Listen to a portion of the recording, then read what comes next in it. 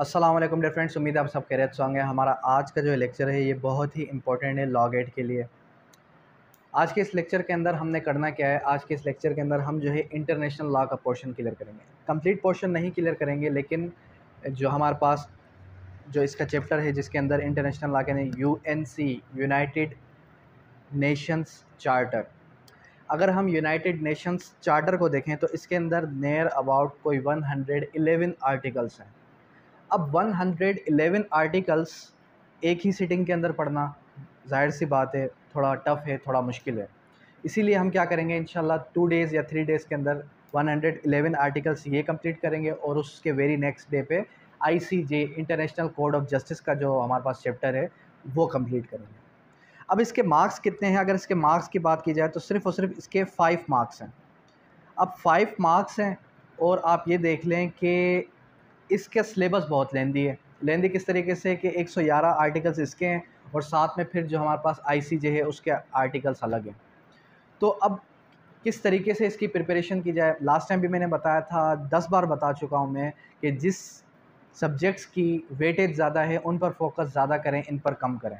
लेकिन फिर भी स्टूडेंट्स ने कहा कि सर इंटरनेशनल लॉ के जो आर्टिकल्स हैं वो हमें डायरेक्ट से पढ़ाएं, वो हमें इस तरीके से पढ़ाएं कि वहाँ पर हम जब जाएं तो वहाँ पर कुछ इस तरीके से लिखा होता है जिस तरीके से अभी जून के टेस्ट के अंदर था कि as per article 9, as per article 13 सब क्लास 1 ये बात लिखिए, तो फिर इसको ब्लैंक को फिल करें। तो एज़ इट इज़ आप ये कह सकते हैं कि आपका जो लॉ गेट है ये नियर अबाउट क्या है, ये कंप्लीट आप इसको यूँ नाम दे सकते हैं, नया नाम दे सकते हैं कि फिल इन द ब्लैंक्स है, कि बैरक को हिफ्स कर लो और जो है उसके ब्लैंक्स को फिल करें। ब्लैंक्स फिल किस तरीके से होंगे, बैरक को पढ़ा होगा, समझा होगा अच्छे तरीके से, तो ही आप उसकी ब्लैंक्स को फिल कर सकेंगे। अच्छा जी, अब सबसे पहले आर्टिकल 1 क्या कहता है। आर्टिकल 1, अच्छा अब इसके अंदर जो चैप्टर्स हैं वो चैप्टर्स कौन कौन से हैं। एक चैप्टर है हमारे पास पर्पस एंड प्रिंसिपल्स का, जिसके अंदर आर्टिकल 1 और आर्टिकल 2 कवर होता है। कौन से 2 आर्टिकल्स कवर होते हैं। आर्टिकल 1 और आर्टिकल 2 किस चीज़ के बारे में बात करता है, पर्पसेस एंड प्रिंसिपल्स क्या हैं यूनाइटेड नेशन चार्टर के। The purpose of United Nations Charter to maintain international peace and security to the end and effect the collective measures and preventive to removal of the justice, peace and ex aggressive breaches of the peace. Peaceful means कह रहा है कि सिर्फ और सिर्फ simple आपने ये याद रखना है। इसका पर्पस की अगर बात की जाए तो जो हमारे पास यूनाइटेड नेशन चार्टर है, अब जो यूनाइटेड नेशन चार्टर है ये कब बना, इसका अगर आप देखें तो ये बनता है वर्ल्ड वार 1 के बाद। किस चीज़ के लिए, अमन को कायम रखने के लिए। इसका पर्पस क्या है, conformity with the principles of the justice and international settlement international disputes और situations which might be breach of the peace. उसके बाद है to develop friendly relations among the nations, equal rights and self determination of the peoples. कह रहा है कि लोगों के दरमियान या कौमों के दरमियान एक जो है फ्रेंडली रिलेशन बनाए, ये भी इसका मेन पर्पस था। उसके बाद the organisation and its member its pursuits of the purposes settle article 1 shall act as accordance with the following principles. फिर उसके फर्दर आर्टिकल 2 ने आर्टिकल 1 को मद्देनज़र रखते हुए आर्टिकल 2 ने फिर क्या कर दिया, आर्टिकल 2 ने उसके मज़ीद प्रिंसिपल्स बता दिए।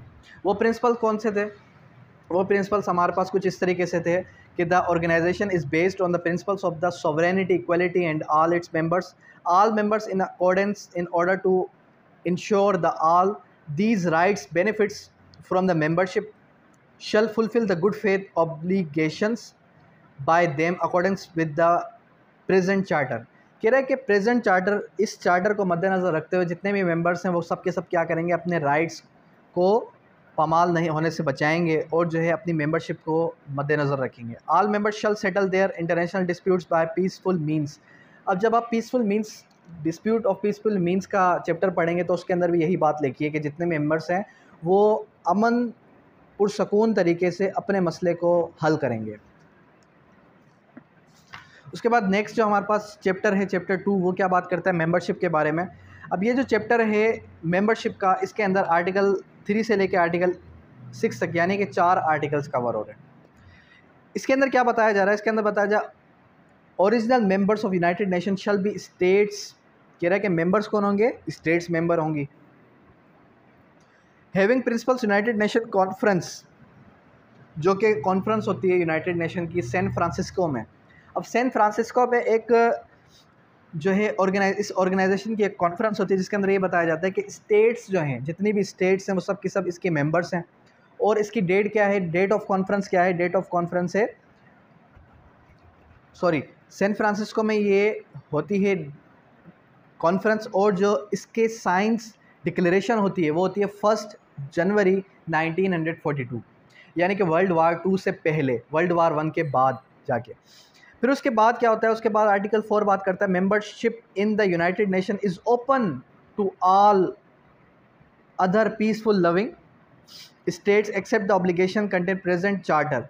कह रहे कि प्रेजेंट चार्टर को मद्देनज़र रखते हुए जितने भी हमारे पास अदर स्टेट्स हैं उनके लिए ये ओपन है, वो जो है इसको ज्वाइन कर सकते हैं। फिर उसके बाद आर्टिकल 5 ने बात की the member of the United nation against the preventive and enforcement action taken by the Security council में बी सस्पेंडेड। कह रहा है जो सिक्योरिटी काउंसिल ने उसके क्या किया, सिक्योरिटी काउंसिल ने अगर कोई एक्शन लिया तो उसको भी सस्पेंड किया जा सकता है।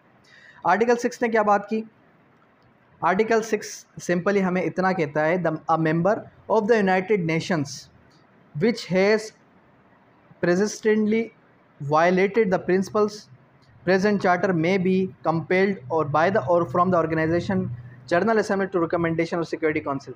कह रहे कि जो हमारे पास यूनाइटेड नेशंस है उसकी अगर कोई वायलेशन करे इस चार्टर को मद्देनज़र रखते हुए तो फिर क्या होगा, फिर जो है उसको मजबूर किया जा सकता है किसके ज़रिए, जनरल असेंबली के ज़रिए, कि वो रिकमेंडेशन दे किसको, सिक्योरिटी काउंसिल को। ठीक हो गया। फर्दर उसके बाद ऑर्गन्स के बारे में बात कर रही है। ऑर्गन्स का चैप्टर नंबर 3 है, इसके अंदर आर्टिकल 7 से लेकर आर्टिकल 8 तक 2 ही आर्टिकल्स हैं। इनके अंदर क्या बताया जा रहा है, there are established as principles organs of the United Nation. Established principle organs कौन कौन से हैं, तो अगर ये बात पूछी जाए आपसे कि प्रिंसिपल ऑर्गन्स कौन कौन से हैं, ये तो पता होगा आपको, लेकिन किस आर्टिकल के अंदर लिखा है, तो ये आर्टिकल 7 के अंदर बात लिखी है। एक है हमारे पास जनरल असेंबली, एक है सिक्योरिटी काउंसिल, और एक है इकोनॉमिक एंड सोशल काउंसिल, और एक है ट्रस्टीशिप, और एक है International Court of Justice and Secretariat. फिर उसके बाद सच सब्सिडरी ऑर्गन्स में be necessary to establish with the present charter. अब इनकी कुछ सब्सिडरी ऑर्गन्स हैं, वो ऑर्गन्स नहीं है, वो इनकी सब्सिडरी ऑर्गन है। ये बात भी आपने अच्छे तरीके से नोट डाउन करनी है, अपने नोट्स के अंदर ये बात लिख लें अच्छे से। The United Nations shall place no restrictions to the eligibility of man, कि यूनाइटेड नेशन किसी भी किस्म की कोई भी जो है किसी के किरदार पर कोई रिस्ट्रिक्शन नहीं रेस करेगा, चाहे मेन हो चाहे फीमेल हो। And in the capacity under conditions of equality in principles of subsidiary organ, तो वो जो है सब्सिडरी ऑर्गन के तहत भी उसकी कोई इक्वलिटी पर कोई ऑब्जेक्शन रेज नहीं करेगा। फिर उसके बाद बात करते हैं जनरल असेंबली की कंपोजिशन की। अब आर्टिकल 9 बहुत ही इंपॉर्टेंट है, इससे भी लास्ट टाइम सवाल आया था। अब लास्ट टाइम सवाल क्या आया, एज पर आर्टिकल 9 सब क्लास 1 एंड 2, ठीक है, the general assembly shall consist of all members of the United nation, each member shall have more than dash in the general assembly. कितने मेंबर्स होने चाहिए पता है आपको? देखें, जब जनरल असेंबली की बात की जाएगी तो वहाँ पर जो रिप्रेजेंटेटिव्स हैं, कितने रिप्रेजेंटेटिव्स हैं, 5 रिप्रेजेंटेटिव्स। अब ये डायरेक्ट आपने अच्छे से पढ़ा होगा, इंटरनेशनल लॉ का वर्ड बाय वर्ड आपने एक बार अच्छे से गो थ्रू किया होगा, आपने आपकी नज़रों से गुजरा होगा, तो ही आप उसको अच्छे तरीके से क्लेरिफाई कर पाएंगे। अदरवाइज़ जाहिर सी बात है, जब एक चीज़ आपकी नज़रों से गुजरी नहीं है, जब एक चीज़ आपने पढ़ी ही नहीं है, तो उसको आप अच्छे तरीके से किस तरीके से डील कर पाएंगे। फंक्शंस एंड पावर्स पे आ जाएं। द जनरल असेंबली में discuss any questions or any matters with the scope of the present charter in relations of the power of the functions provided in the present charter except, कह रहे हैं कि article 10 के अंदर बात की जा रही है कि आर्टिकल 12 से हट के अगर कोई भी रिकमेंडेशन है तो वो United nation security council both जो है क्वेश्चन कर सकती हैं उस मैटर पे।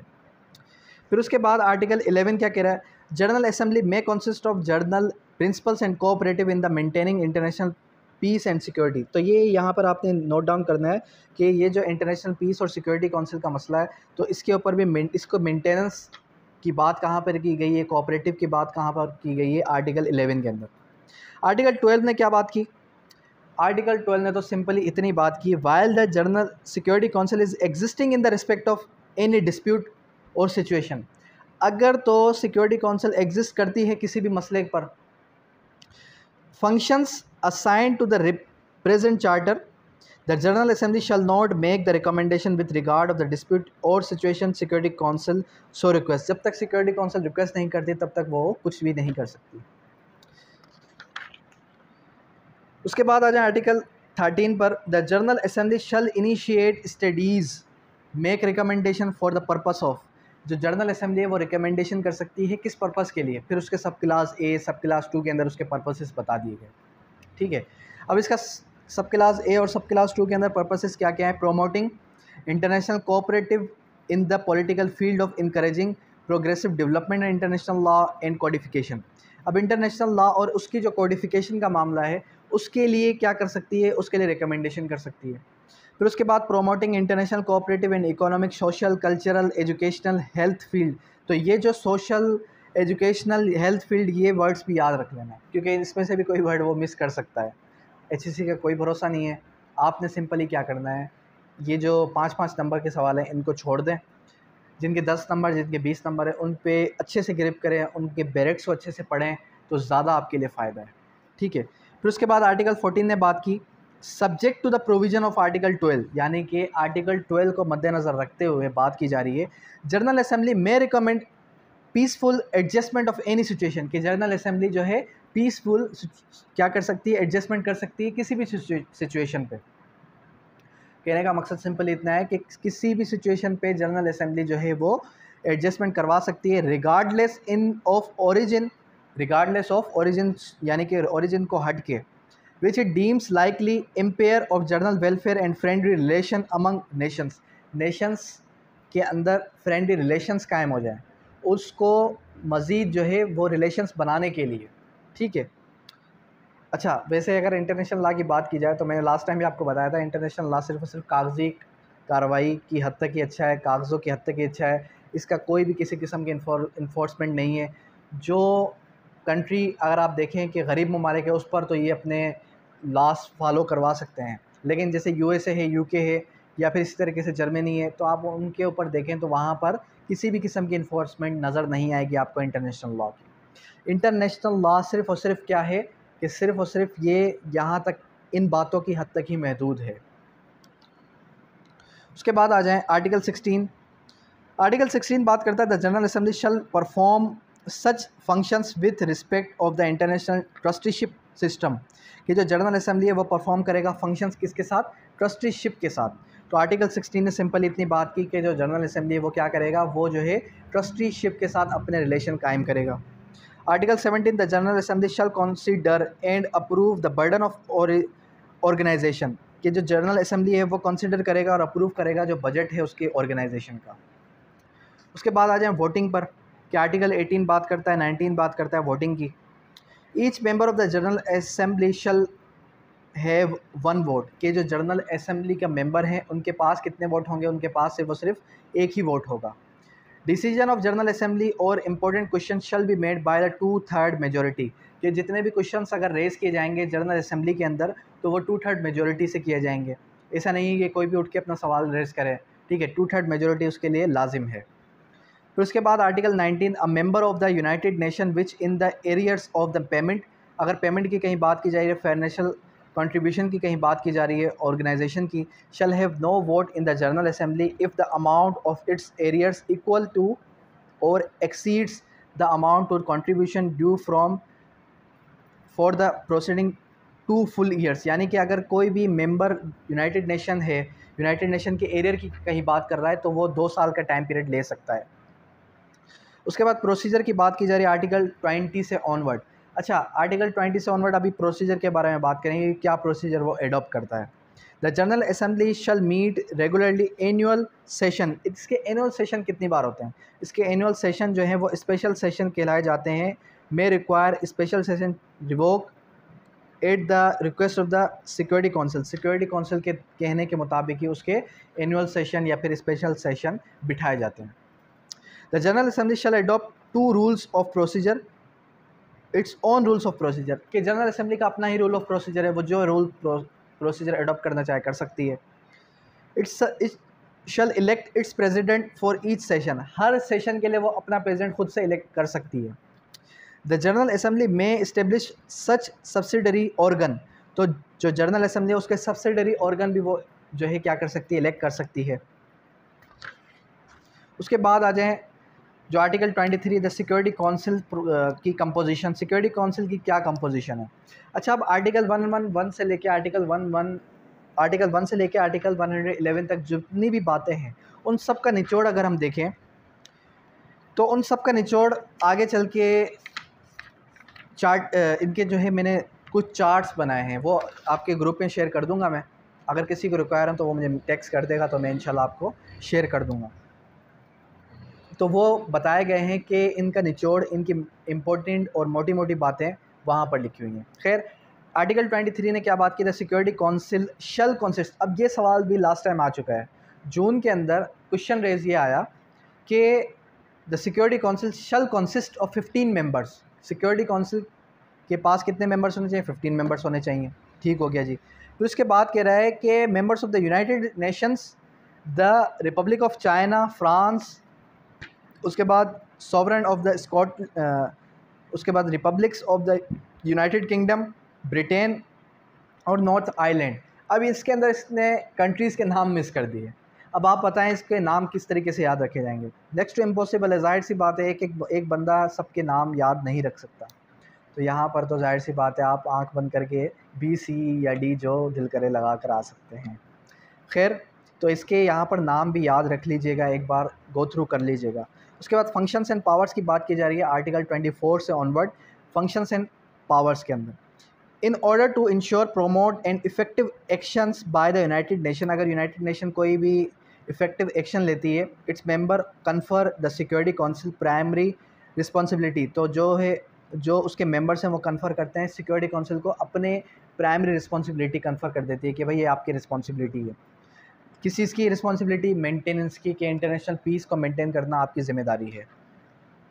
आर्टिकल 25 ने क्या बात की, the members of the United Nation agree to accept and carry out the decisions of the Security Council in according with the present charter, के जो हमारे पास यूनाइटेड नेशंस हैं, यूनाइटेड नेशन है, उसके जो मेंबर्स हैं वो एग्री करते हैं एक्सेप्ट करने के लिए डिसीजंस को, उनके फैसलों को, ताकि सिक्योरिटी काउंसिल जो है अपने प्रेजेंट चार्टर के अंदर बता सके।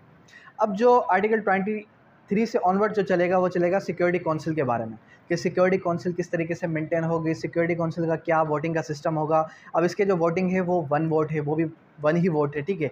डिसीजन जो होगा वो प्रोसीजरल होगा और जो है shall be made by the vote 9 members, यानी कि 9 मेंबर्स अगर उसको वोटिंग देंगे तभी उसको फेवरेटिज्म मिलेगी, तभी वो ज़्यादा एक्सेप्टेबल है, ठीक है।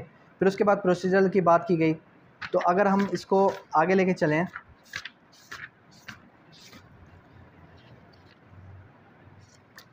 सिक्योरिटी काउंसिल को, तो सिक्योरिटी काउंसिल के अंदर जो मेन पॉइंट्स हैं जो इन सब आर्टिकल्स के अंदर लिखे हैं, आर्टिकल्स के नाम याद रख लीजिएगा, आर्टिकल्स के जो अंदर मेन पॉइंट्स हैं वो बताने जा रहा हूँ। फॉर्मेशन कब होती है इसकी, इस ऑर्गेनाइजेशन की, सिक्योरिटी काउंसिल की 1945 के अंदर। हेडक्वार्टर कहाँ पर है इसका, न्यूयॉर्क सिटी के अंदर। टोटल मेंबर्स कितने हैं, टोटल मेंबर्स 15 मेंबर्स हैं, 5 परमानेंट हैं और 10 नॉन परमानेंट हैं। कहाँ पर लिखी है बात, आर्टिकल 23 के अंदर लिखी है, जो मैंने अभी आपको बताई। फंक्शंस क्या है, सुपरवाइजरी फंक्शन है इसका। सुपरवाइजरी फंक्शन यानी कि सस्पेंड कर सकता है, रिस्टोर कर सकता है राइट्स, किसके राइट्स, जो कि यूएन चार्टर के हैं, ठीक है, जो कि कहाँ पर मेंशन है, आर्टिकल 5 के अंदर। कॉन्स्टिट्यूएंट फंक्शन का है to amend, no amendment can be done in UN charter without the recommendation of the Security Council. Security Council के अलावा कोई भी अमेंडमेंट नहीं की जा सकती जब तक सिक्योरिटी काउंसिल की रिकमेंडेशन ना हो। उसके बाद इफेक्टिव फंक्शन क्या है, Security Council plays an important and elective role ICJ under article 4। Article 4 के अंदर बताया गया है कि ये जो है बहुत ही इंपॉर्टेंट वाइटल रोल प्ले करता है। Veto power, veto forbid trump. अब ट्रम्प की अगर बात की जाए, non permanent member are elected by General Assembly for 2 years. जो नॉन परमानेंट मेंबर हैं वो जनरल असेंबली के वो 2 ईयर्स के लिए इलेक्ट किए जाते हैं। Each member of the Security council has 1 vote, each member यानी कि हर मेंबर का कितने वोट हैं, 1 ही वोट है। फिर resolution passed in security Council, Security Council के अंदर जो भी रिजोल्यूशन पास होती है will legally binding on all UN members, तो वो जो है लीगली बाइंडिंग होगी, वो उसको पाबंद है कि वो उसको एक्सेप्ट करेंगे जितने भी यूएन के मेंबर्स हैं अंडर आर्टिकल 25। फिर उसके बाद Security Council voting procedure has been provided. अब जो सिक्योरिटी काउंसिल वोटिंग प्रोसीजर है वो कहाँ पर है, वो आर्टिकल 27 के अंदर है। ठीक है, तो ये हमारे पास मेन पॉइंट्स थे किसके, सिक्योरिटी काउंसिल के। अब आ जाएँ सेक्रेटरीट पर। अब जो सेक्रेटरीट थर्ड ऑर्गन है किसका, यूएन चार्टर का थर्ड ऑर्गन, बहुत ही इंपॉर्टेंट है। इसके अंदर क्या बताया जा रहा है, इसके अंदर भी यही बात बताई जा रही है कि इसकी फॉर्मेशन कब होती है, इसकी फॉर्मेशन होती है 1945 में।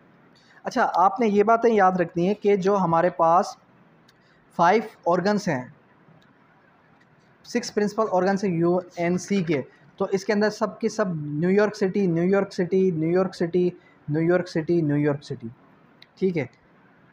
और इसका जो 6th है वो कहाँ पर है, वो भी न्यूयॉर्क सिटी। तो 6 के 6 ऑर्गन्स कहाँ पर है, न्यूयॉर्क सिटी के अंदर इसकी इनकी फॉर्मेशन होती है। उसके बाद हेड क्वार्टर कहाँ पर है, सेक्रेटरी जनरल के पास। Term of secretary general, secretariat जो है सेक्रेटरी जनरल का जो टर्म है वो 5 ईयर्स है।